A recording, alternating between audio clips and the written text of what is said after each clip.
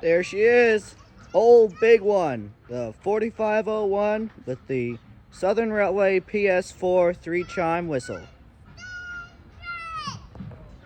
Attention museum guests. The Missionary Ridge Local is now arriving. We invite you onto the platform to watch the arrival, but for your safety, please remain off all tracks and behind all yellow lines. If you have small children, please take them by the hand at this time. For those needing to pick up or purchase tickets, please see the ticket agent at the ticket office. We hope you enjoy your visit today and want to thank you for riding with the Tennessee Valley Railroad Museum.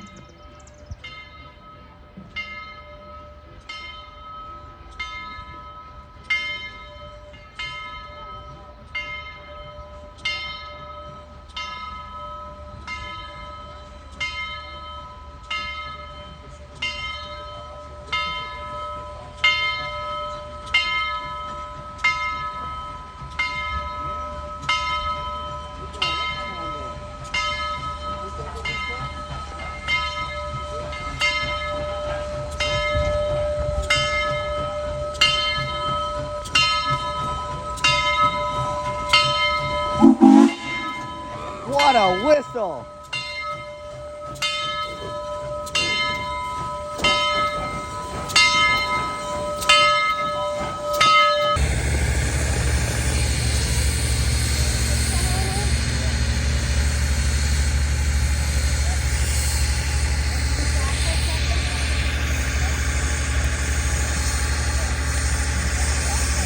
We're not currently riding on the original right-of-way of the East Tennessee and Georgia Railway. Now, the original right-of-way would have lied just to the left of our train now, today marked by a gravel road. Now, the line was elevated to its current height and position in the early decades of the 20th century, due to numerous occasions of flooding. Now, as an example of that flooding, in just a few moments to the left of our train, you will see a sign. To the right of that sign will be a tree with a yellow line painted on it. Now, that yellow line will represent the high water mark of the Great Flood of 1867. Now, at 9 feet above the track, it explains why the line would have to be elevated. Folks, we're now crossing over our first bridge over South Chickamauga Creek. In the waters below today, you may spot some turtles, river otters, or geese. Now, in just a moment, we'll be passing our second landmark here at the Tennessee Valley Railroad Museum. And that landmark is our McCarty siding. Vanderbilt tender. Not long ago, when this line was still owned by the Southern Railway, the entirety of the line, other than our tunnel, would have been double-tracked, meaning that two lines would be running side by side. And during World War II, this double track would come in handy, as this line would see as many as 70 trains per day. The McCarty siding is special because it is the only place here at the museum that is still double-tracked today. Folks, we're now crossing over our second bridge over the Western and Atlantic Railroad. That line you see below us there was the very first railroad in Chattanooga, being completed in 1850 by the Peach State, the state of Georgia. Now, the state of Georgia still owns the Western and Atlantic subdivision today, although it is currently leased out to the CSX Corporation. Riding in the rear car of our train, the car which I'm speaking from, here riding in Richmond, Fredericksburg, and Potomac Railroad, number 857. And the 857 year was built in 1947 by the Bud Company for the Richmond, Fredericksburg, and Potomac Railroad. Now, if you're riding in the center car of our train, that's the adjustable window car, you're riding in Southern Railway number 1000. 1000, that adjustable window car, was built in 1925 by the Baldwin Company for the Southern Railway. And then finally, if you're riding in the first car of our train, that's the car with those closed windows and gray seats. You are riding in Central of Georgia Railway number 906. And the 906 there in the center was built in 1924 by the Pullman Company for the Central of Georgia Railroad. Now, the 906 is unique among our collection, as well as being unique among preserved rail cars in the United States, as the 906 is one of the last operational passenger cars with its Jim Crow era dividing wall still in place. Now, the first car up there, the 906, does have that gray wall in the center of the car. If you're in the 906 at this time, I invite you to take a look towards the center. That wall, like I said, would have been used as a dividing wall during the Jim Crow era for segregational purposes. Now, the wall would have been deemed useless by the Civil Rights Act of 1965. And like I said, it's one of the last cars in operation in the United States to still have that wall in place. It's also the wall when I was 8 years old.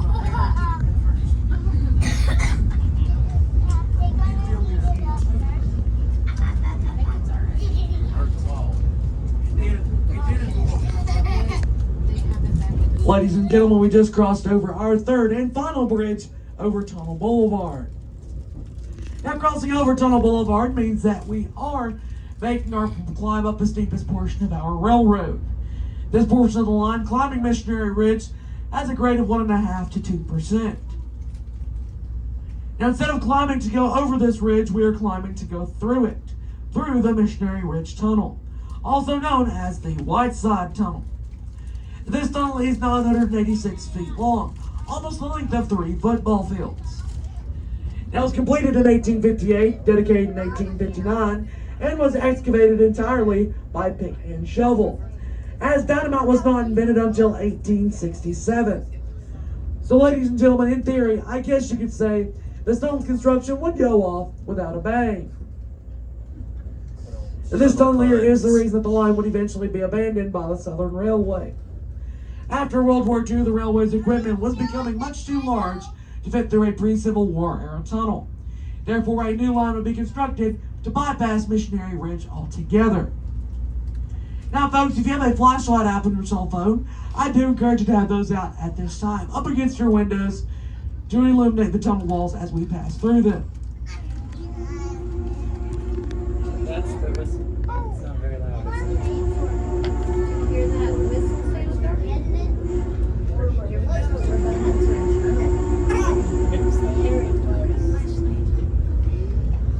You may have just heard the whistle of our locomotive signaling our approach to the PS4 tunnel. whistle. Now, folks, My at second favorite times it can be less than a three foot of chime. clearance between us and these tunnel walls. 10 inches of clearance to be exact. So if you're sitting in that adjustable window car number 1000, I ask you to please keep all hands, arms, feet, heads, husbands, wives, children, or in-laws inside the car at all times. And this does include rail campers. Now, ladies and gentlemen, just sit back, relax, and enjoy all 986 feet of the Missionary Ridge Tunnel. That's right, folks. It's tunnel time in Tennessee. Looks like it's time for tunnel time in Tennessee.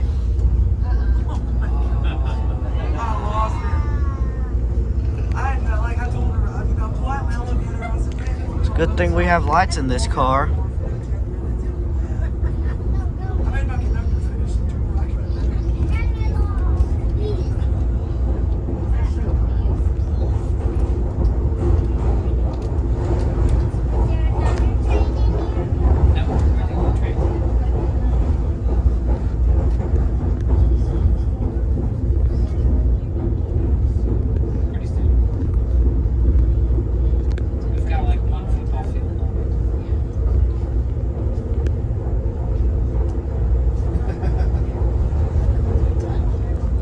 We are out of it.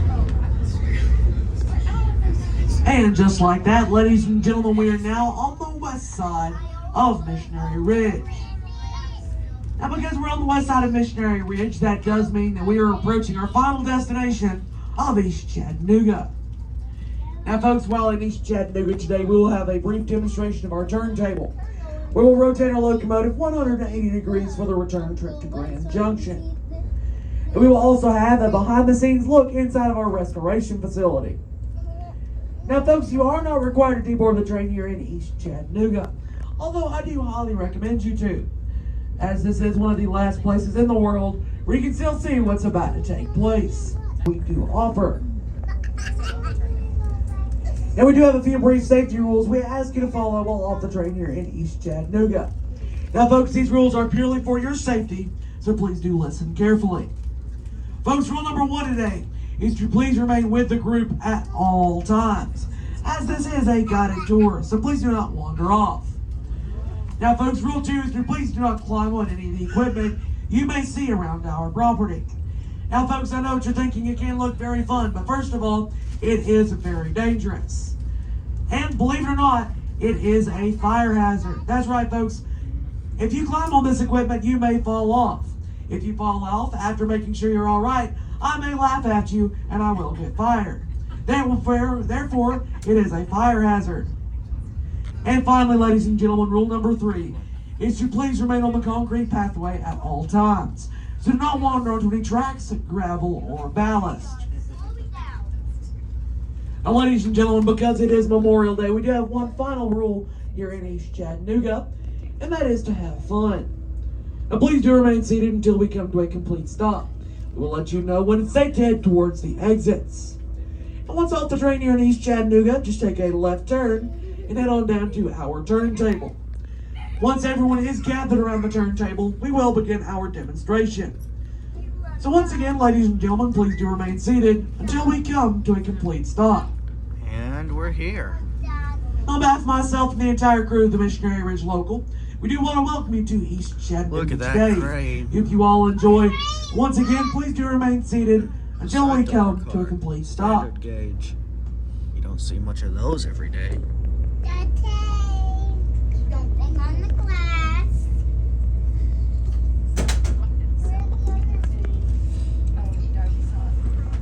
Welcome to East Chattanooga, everybody. Happy to have you all today. We're having a good time? Great time. Welcome to East Chattanooga. East Chattanooga, everybody.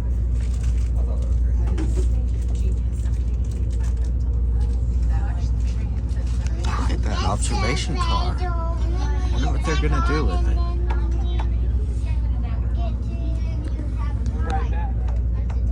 There's 6:30. Looks like she's seen better days. Without her headlight and bell, she looks European.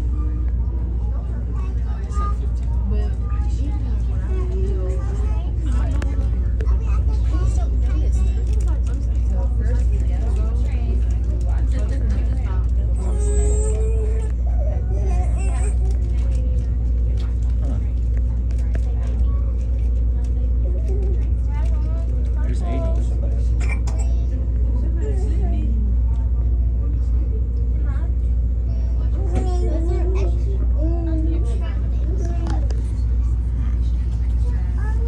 6:30 looks like she's seen better days.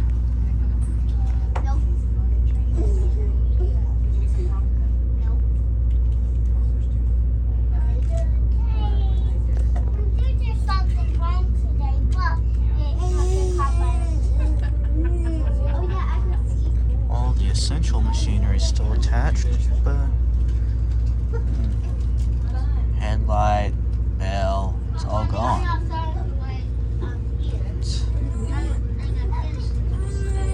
But everything else is still together.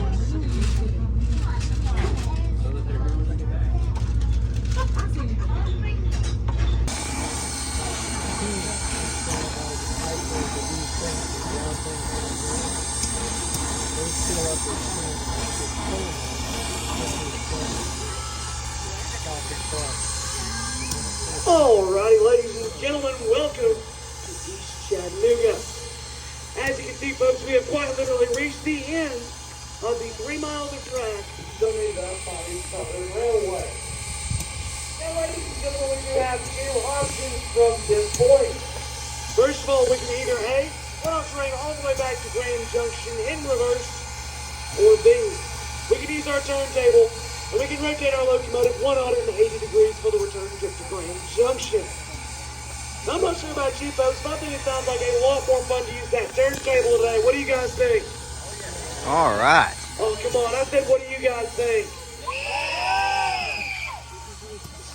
That is some enthusiasm right there. Anyways, ladies and gentlemen, today we're going to be using our 1916 built turntable. Now, the turntable here is built by the Last American of the Iron MS. Company in Amherst, Pennsylvania. Now, it was built for use on the Central of Georgia Railway. It would have operated mainly out of Macon, Georgia. That would operate first in Macon, later in Cedartown, and then it would be retired in the early 1970s. So folks, it would operate from 1916 up until the 1970s on the railway. It was just going to was retired in Turntable in the late 1970s. They were donated to us with the Tennessee Valley Railroad Museum. Upon its donation, it would be moved to East Chattanooga, and it would receive a $105,000 overhaul. Now, once its overhaul was completed, it would enter service on July 4th of 1982. It has been serving our museum for the past 41 years, using this turntable pretty much each year. The turntable here is 80 feet long and weighs in at 80 tons. Ladies and gentlemen, your locomotive up there, the 4501, fully loaded with coal and water, only weighs in at about 216 tons. Making the overall weight limit to just shy of 300 tons. Folks, think about that. Today, we're turning 300 tons worth of steel. That is 600,000 pounds. Now put that into perspective for you. Your average school bus only weighs in at 16 tons. Folks, the space shuttle, without its fuel or payload, only weighs in at 75 tons. 5 tons less than this turntable itself. So ladies and gentlemen, remember that number, 300 tons or 600,000 pounds, when I tell you that this turntable would have originally been turned by hand. Upon completion in 1916, this would have been built as an Armstrong table. Now there would have been a set of poles extending from each corner of our turntable, and it would have been taken at least 4 people to completely turn the table around. Now with that being said, I've got quite a number of people with us today, so I am unfortunately going to need 4 volunteers. I've got 2, I have 3, I need 1 more. And I have 4. Well, the 4 of you, the volunteers, we thank you. As then you 4 will be serving as emotional support for our conductor, Zach. Everybody say hi, Zach.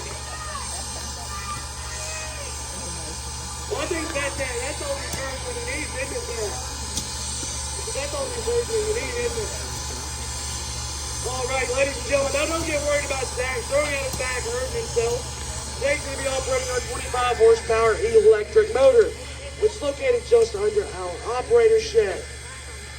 So ladies and gentlemen, at this time, I think we're just about ready. So Zach, we're ready to turn the locomotive when you are.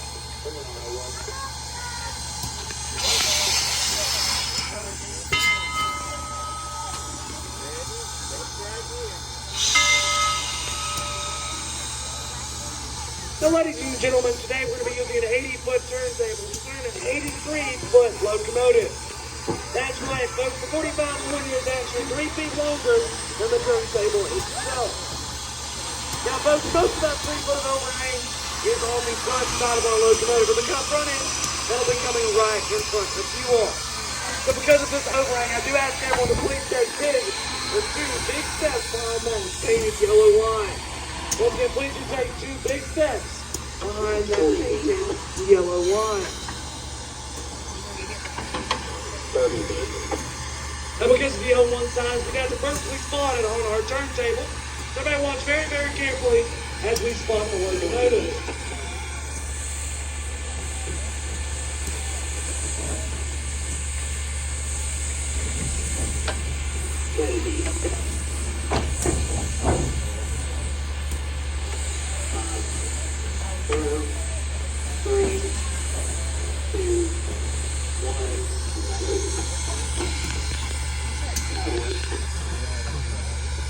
And just like that, ladies and gentlemen, our locomotive is spotted and balanced on the turntable so we can begin turning.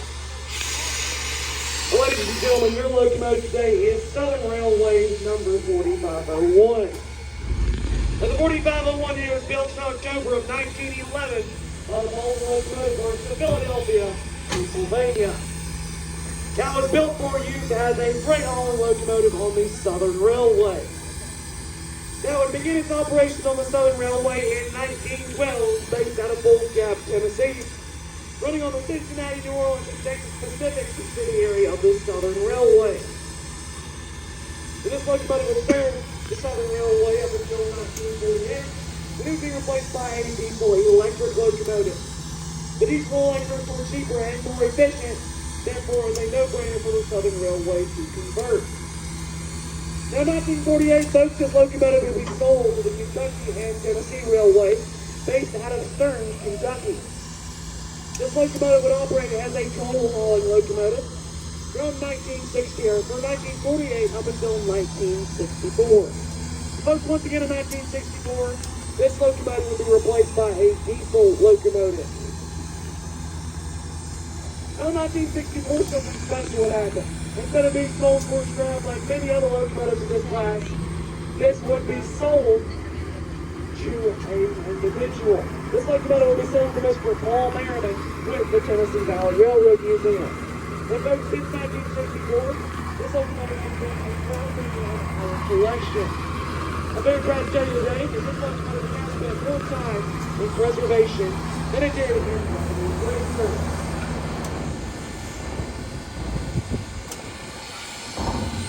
We must now line our locomotive up with track number 2, while our train sits on track number 1.